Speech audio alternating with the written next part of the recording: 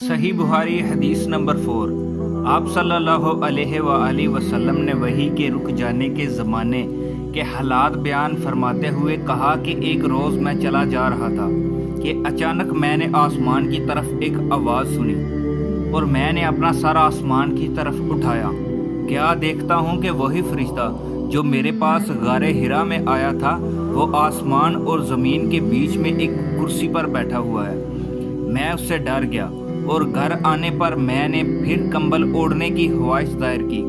اس وقت اللہ پاک کی طرف سے یہ آیت نازل ہوئی، اے لحاف اوڑھ کر لیٹنے والے، اٹھ کھڑا ہو اور لوگوں کو عذاب الہی سے ڈرا اور اپنے رب کی بڑائی بیان کر اور اپنے کپڑوں کو پاک صاف رکھ اور گندگی سے دور رہ۔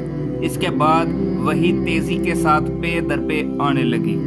صحیح بخاری حدیث نمبر 5۔ رسول اللہ صلی اللہ علیہ وسلم نزول قرآن کے وقت بہت سختی محسوس کیا کرتے تھے، اور اس کی علامتوں میں سے ایک یہ تھی کہ یاد کرنے کے لیے آپ اپنے ہونٹوں کو ہلاتے تھے۔ ابن عباس رضی اللہ تعالیٰ عنہ نے کہا کہ میں اپنے ہونٹ ہلاتا جس طرح آپ صلی اللہ علیہ وسلم ہلاتے تھے۔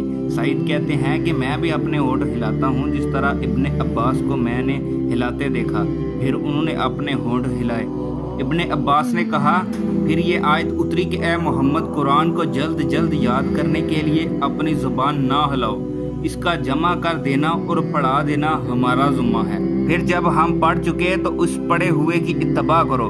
ابن عباس فرماتے ہیں کہ اس کا مطلب یہ ہے کہ آپ اس کو خاموشی کے ساتھ سنتے رہو، اس کے بعد مطلب سمجھا دینا ہمارے ذمہ ہے، پھر یقیناً یہ ہماری ذمہ داری ہے کہ آپ اس کو پڑھو، یعنی اس کو محفوظ کر۔